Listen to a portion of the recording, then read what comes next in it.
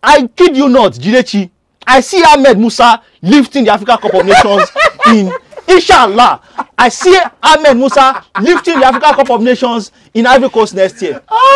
Just as Joseph Yobo did in 2013.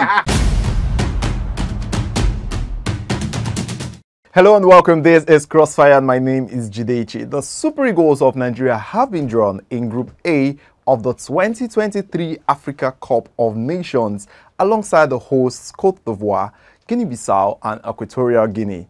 We discuss on the show today whether they make it out of the group and through to the final where they would possibly win a fourth title. Tunde and Tosin joins me on the show to discuss this particular topic.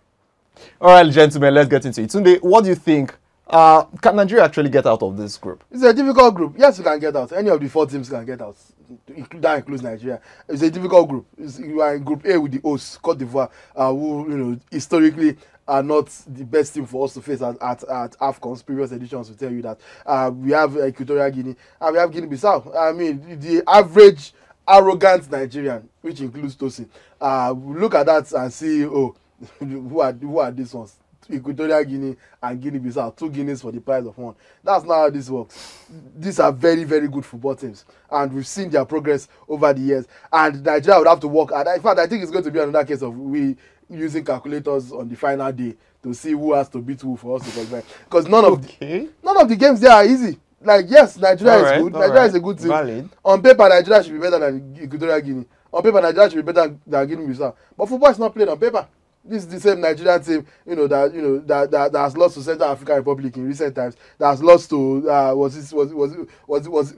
this same Guinea-Bissau. It was this same Guinea-Bissau in the AFCON qualifiers. So I don't see how this is a foregone conclusion at all. Even if Nigeria qualifies, you will sweat, you will pray, you will beg God to qualify from this group because it's a difficult group. In fact, lots of people are focusing on Group C, but I believe this to be the group of death. Group of death, you say. Tosin, Equatorial Guinea, Guinea-Bissau, and the hosts, Cote d'Ivoire. How do you see, what difficulty level do you see this group at on a scale of 0 to 10? None. And that is not the arrogant Nigerian. I'm just telling you how it is. You understand? We have a special group of players. We have a special group of players. That's just the simple truth. When you look at, and Mikel said it at the draw, he said, we are Nigeria. We are Nigeria, we have a reputation at the Africa Cup of Nations. So when you look at Nigeria at the Africa Cup of Nations, let's be honest. Stats, women lie, men lie, stats don't lie. Nigeria go to the Africa Cup of Nations and they attain minimum 5 points from the group. The last AFCON we went, we had 9 points. You go back to 2019, we had 5 points. The one in 2018, we had 5 points. You have to go back as far as 2008 for Nigeria to actually need to press calculator to qualify from the group. Nigeria usually goes to the Africa Cup of Nations and gets either 6, 5, or 9 points. That's just how it is. So the other thing you need to look at the Nigerian national team. This is actually, some people term it as a golden generation. We have, in my opinion, the best striker in the world in Victor Osimhen. You understand? Respect to Robert Lewandowski, respect to Harry Kane, but I feel Victor Osimhen is the best striker in the world right now. So we have that on our side. So we have also the goal scoring threat of Awoni and Victor Boniface. So obviously we won't be lacking in that scoring department. And credit to Cote d'Ivoire. Cote d'Ivoire used to bully us in the past. I'm not going to come here and now deny that. They used to bully us. But then they had a certain Didier Drogba. They had a certain Solomon Kalou. They had Gervinho. They had Yaya Toure. You understand? No disrespect to Wilfred Zaha. I like him. What he's doing at Galatasaray. Congratulations to him. Congratulations to his family. But sorry, you are chopping it when we meet you in Cote d'Ivoire. You are chopping it. So as far as qualification from the group, yes. Now, we want to talk about winning the Africa Cup of Nations. Yes, that's a different topic here. I mean, on this show, we need to record these guys, Tunde and Tosin for the first time ever agreed on something. But let me ask Tunde quickly. Tunde, Tosin, I mean, you guys both agreed that we would qualify. I mean, that one is the forgotten. Okay. Tunde is suddenly fighting that they did not agree. Why must you always be at? Well, I mean, that's why it's crossfire. But let's talk about winning the tournament. You both have agreed that this team is getting out of the group. How far do you see Nigeria going? Can they go all the way to win this title? I mean, they're already saying we need to do this again. Oh, I'll credit Nigeria for one thing. and I'm a Nigerian, but I'm also an objective person. And from an objective perspective, stats don't lie, like Tosin said. Nigeria are almost. I agree with Tosin again. Nigeria are almost guaranteed a semi-final spot for every single AFCON. Nigeria have only played the AFCON 4 times without reaching semi-final in history. So that's impressive. That's impressive. But beyond a semi-final, nothing for you. There's a reason you've only won it 3 times. 1980, 94, and 2013. Are you seeing the gap between every win? You are seeing the long gap. Calculate it. 1980, 94, and then 2013. There's a reason those are the only 3 AFCONs in our history. Because forever the bridesmaid. Look, Nigeria are even so shameless that we now named our bronze medal Golden Bronze. you will like Golden Bronze. Look, no, I wouldn't. I want us to win. Look, it, but the point of us always making semi-final because yeah, we are good at AFCONs and all that. But also, when you now weed out all the unserious teams, there are only really 4 serious, 4 or 5 or maybe 6 serious teams at every AFCON. That's why Nigeria will more often than not find themselves in the final 4. And when you look at those serious teams, we might be the worst of those serious teams. Who are the serious teams, you might ask? I put down the Morocco team that made the World Cup semi-finals last year. It seems to be feared. And just last year, a very good team. They made the World Cup semi-final. I said them to come into the AFCON as favourites. I put down Senegal, who are arguably the best. In fact, not even arguably, they are the best team in Africa right now. At every level, they've won every single thing. Under 17, under 20, women's, men. It doesn't matter. Senegal are dominant everywhere. I put them down. Then I put down Algeria. I don't need to tell you what Algeria can do in the world of football. Also, just to round it up and give you a clear view of things and be fair, the hosts, Cote d'Ivoire, doesn't talk about Wifeza does not measure up to Cote d'Ivoire's former quality of players. But don't make no mistake, Wifeza is a very good player. Wifeza will probably start for Nigeria.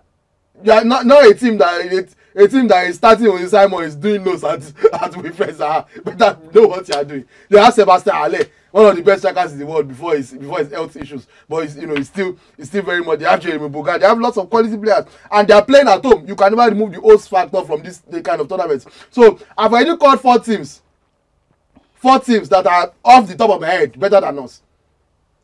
So where is the route that I want to pass? So again, never say never. Nothing is impossible. Before you people come and be swearing for my parents again, because like the Falcons own.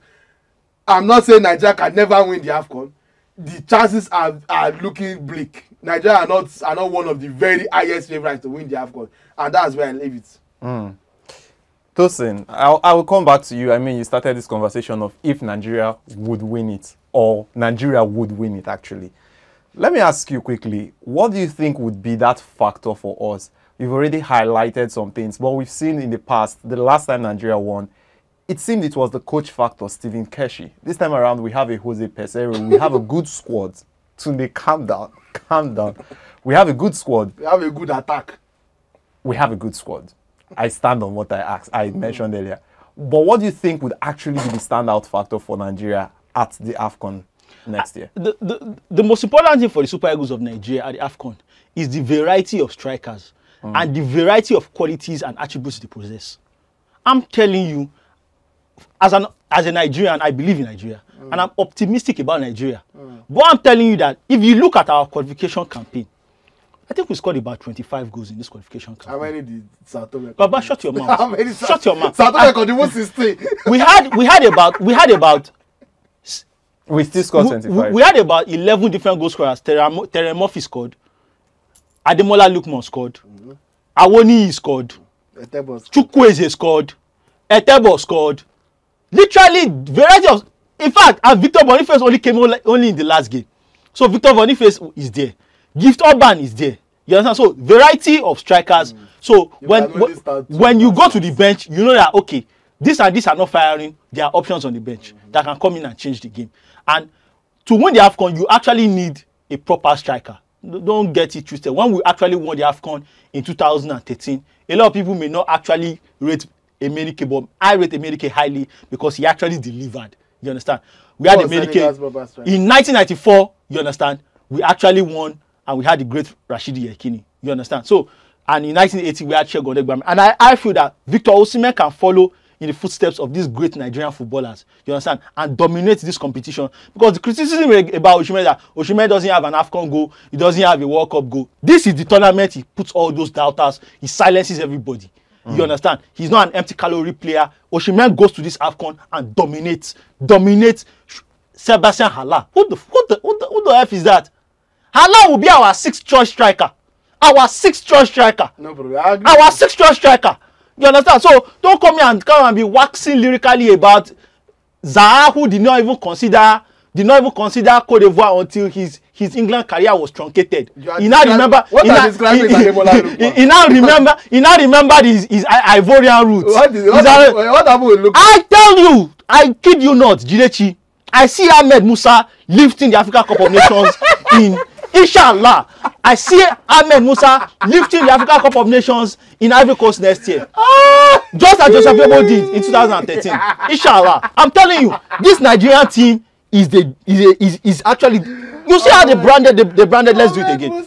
This is a special crop of players, and they hurt from missing the 2022 FIFA World Cup.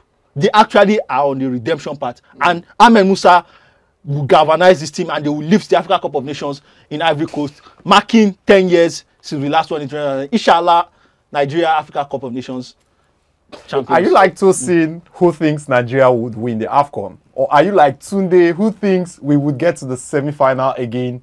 Well, I really want to hear from you. Drop your comments down below. Can the Super Eagles win the AFCON title next year?